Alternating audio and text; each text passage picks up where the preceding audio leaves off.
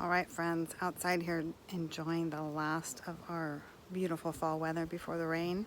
We're going to take a look at a book today that has some great historical content. It's based on real events, 30 Minutes Over Oregon, and it relates to World War II, and everyone knows about Pearl Harbor, but this was an additional bombing that happened off the coast of Oregon. And we'll read the foreword and get started. All right, friends, 30 Minutes Over Oregon. A Japanese Pilot's World War II Story by Mark Tyler Nobleman. And our foreword here says, the devastating Japanese attack on Pearl Harbor, Hawaii in 1941 drew the United States into World War II. Few know that several months later, Japanese pilot Nobuo Fujita dropped bombs on the mainland outside a small town in Oregon. But the bombings were only the beginning of Fujita's story. 20 years later, he returned to Oregon, this time to apologize. This true tale is a dramatic and moving account of reconciliation after war. 30 Minutes Over Oregon. This is our prologue.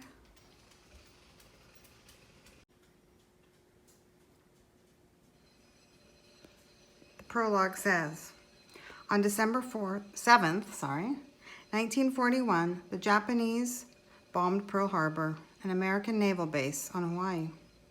The surprise attack killed thousands of soldiers and brought America into World War II. To retaliate, the U.S. bombed Tokyo from the sky. This became known as the Doolittle Raid, which would later be memorialized in both a book and a film called 30 Seconds Over Tokyo. In response, Japan set out to prove that continental America, though far from all World War II combat, could also be bombed. This is the story of what happened next.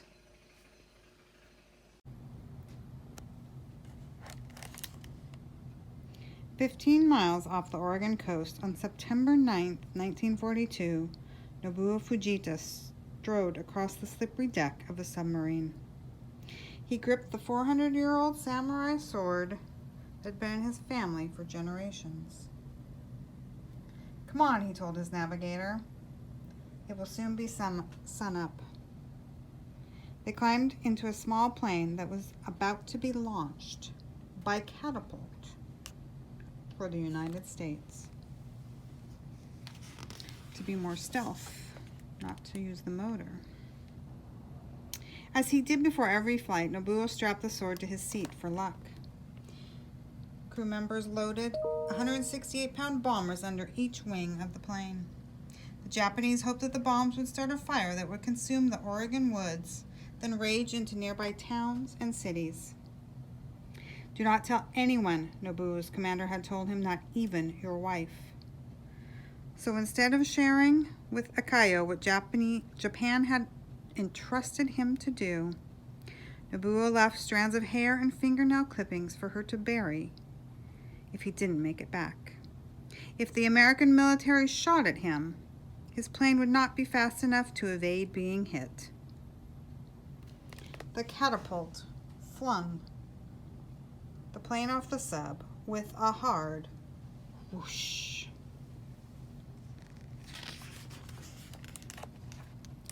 Steering into the rising sun, Nobuo scanned the sky for American fighters, but saw none.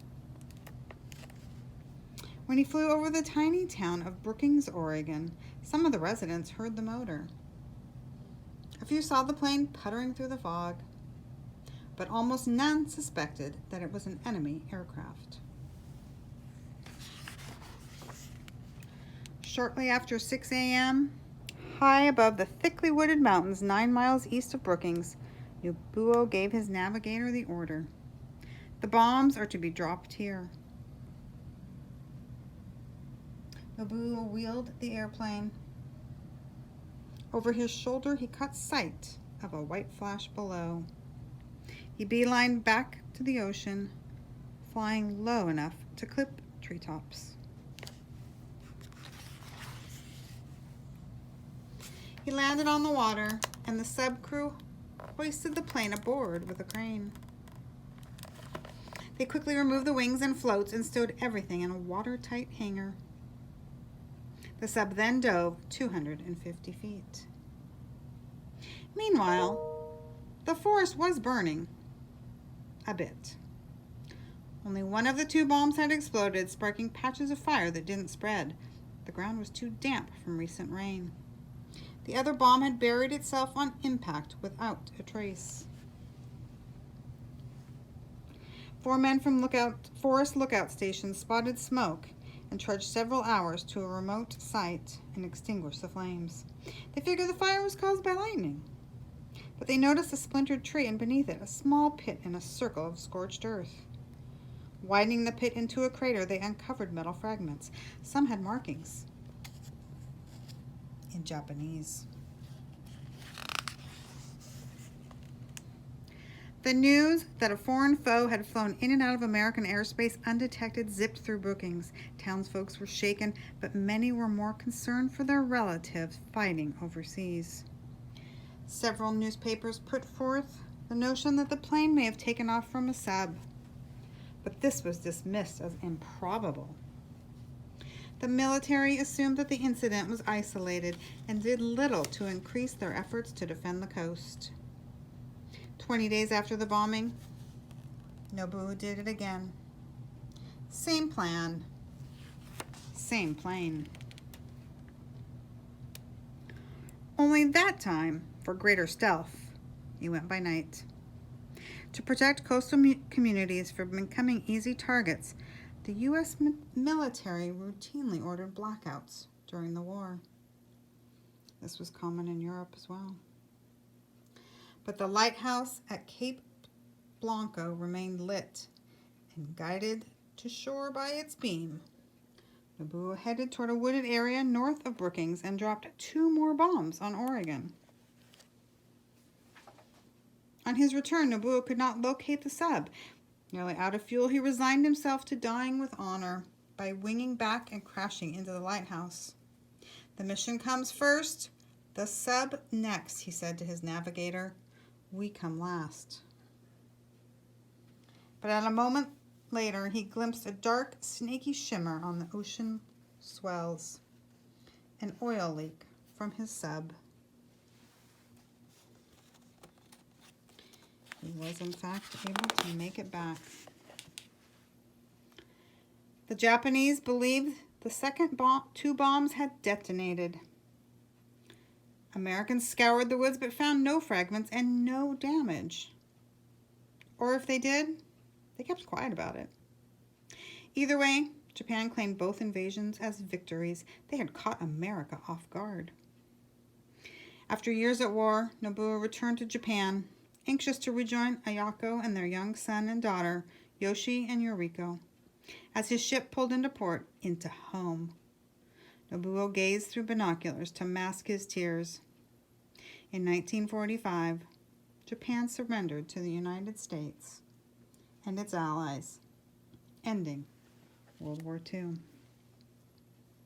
Nobuo opened a hardware store and lived quietly in a Tokyo suburb. He never discussed his Oregon raids, though they were rarely out of his mind. And the residents of Brookings largely forgot about their close call until 1962.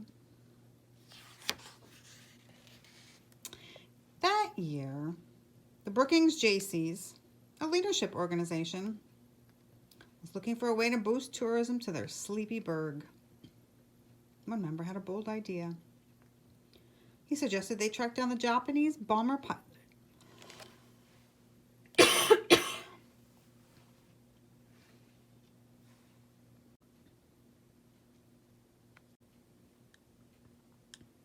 One member had a bold idea. He suggested that they track down the Japanese bomber pilot and invite him to attend their annual Memorial Day festival as a guest of honor. So they did. To their surprise, Nobuo accepted their invitation. And they weren't the only ones shocked. This was the first time Nobuo's family had heard of what he had done in America. There his wife is, looking surprised.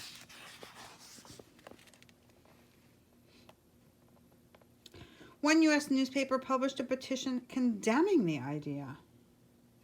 Those who signed felt that any soldier saluted in Brookings should be American. Furthermore, it would be expensive to fly over Nobuo, Ayako, and Yoshi, now 26, who would act as translator. Some of the headlines. Despite the pressure to cancel the visit, the Jaycees didn't give in.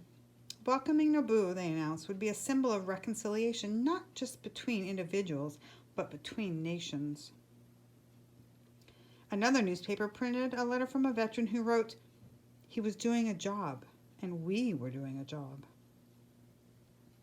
Other veterans, including the governor of Oregon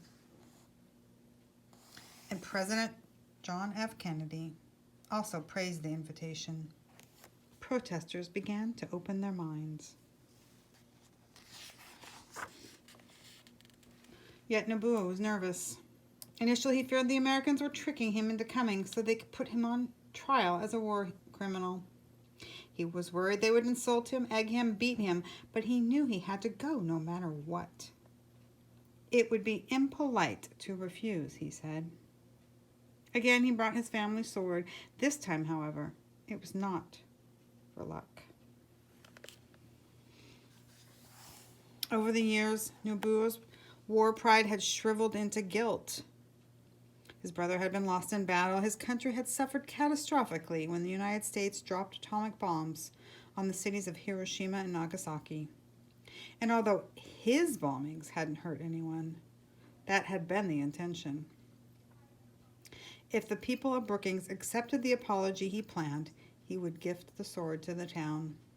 If they did not, he would use the sword to commit seppuku, traditional Japanese suicide by a person overcome with shame.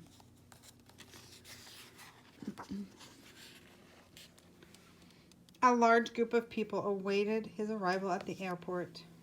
To his relief, they greeted him and his family not with anger, but with warmth. There's a banner. Welcome, Fujita family.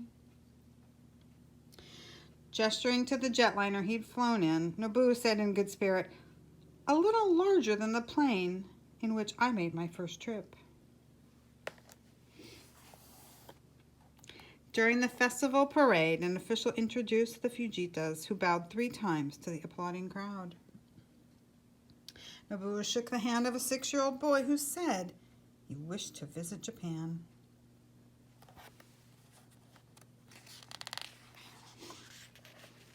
At a banquet in Nobuo's honor, Nobuo and Yoshi handed over the sword, which the library would display. "I never imagined I could be back in Japan alive after my flight over America," Nobuo said softly. "And I never dreamed I could visit the United States again." Later, Nobuo met one of the men who had put out his fire. "You're one of the worst fire setters in the world," the man said. "If you're going to set another fire, do the same good job." A little sarcasm there, huh? A local pilot flew Nobuo over the wilderness he had bombed and let him take the controls for a short while. Before leaving America, Nobuo said he would like to host Brookings residents in Japan one day.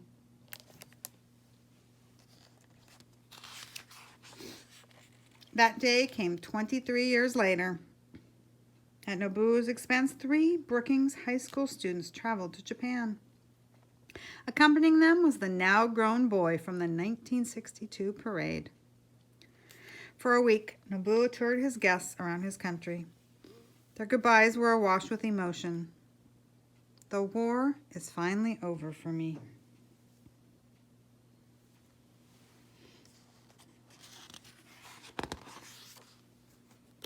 Nobuo made 3 more trips back to Brookings. At a party in 1990, he was served a large submarine sandwich topped with an airplane made of sliced pickles and a half-olive helmet. Nobuo did not speak English, but everyone understood his reaction. Looks like he got a good chuckle out of it. In 1992, one day ahead of the 50th anniversary of his first bombing, Nobuo planted a tree seedling at the bomb site. In 1955, a pilot again flew him over the forest and gave him a brief chance to fly the plane by himself.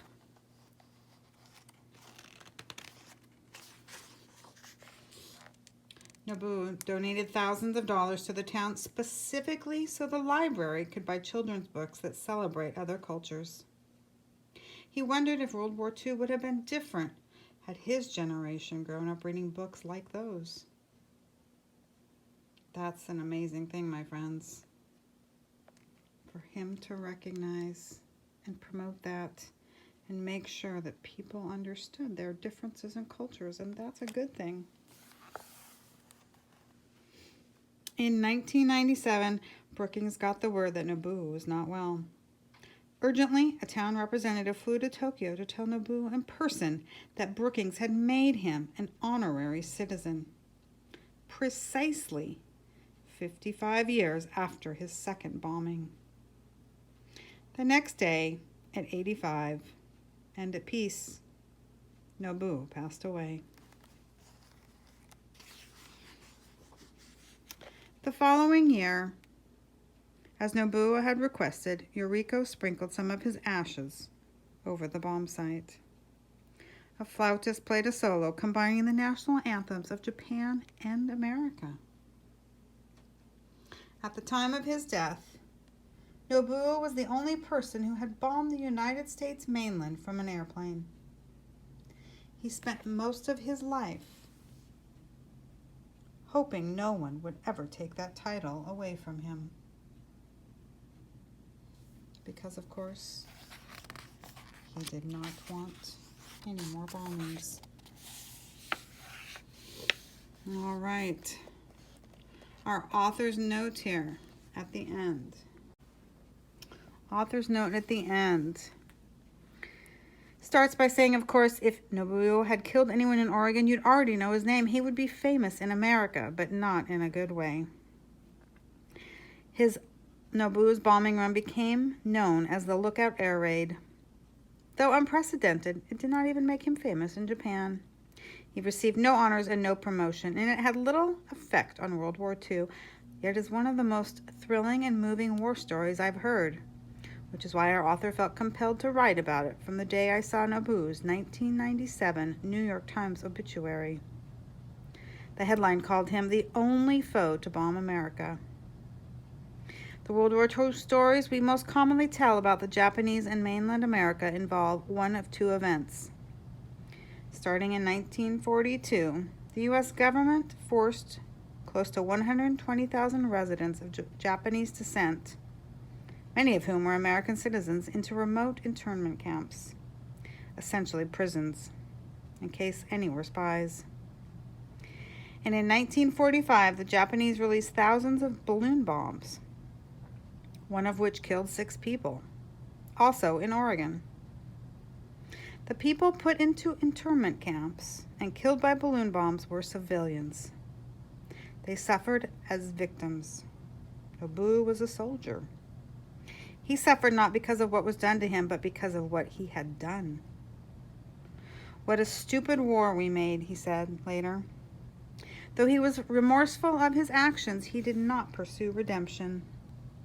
But when redemption pursued him, when Americans invited him to Oregon, he accepted responsibility for what he had done. He may have not been honored for attacking America, but he was honored many times over for apologizing to America. He went from fighting to uniting, which took more courage. Nobuo is the only noble figure, and not the only noble figure in this story. So were the people of Brookings and other people of America who supported the idea of a visit from him despite the often heated opposition.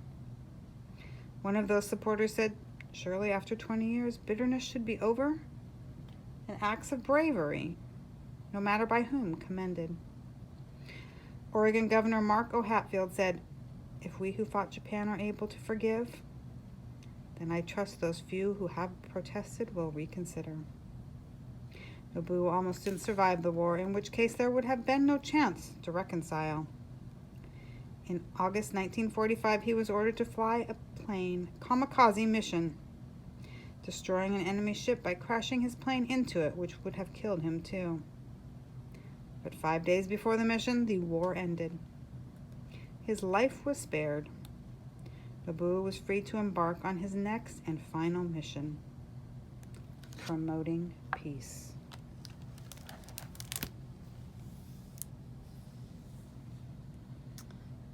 Picture of the sapling that was planted on Wheeler Ridge, that redwood sapling, in his honor in 1992.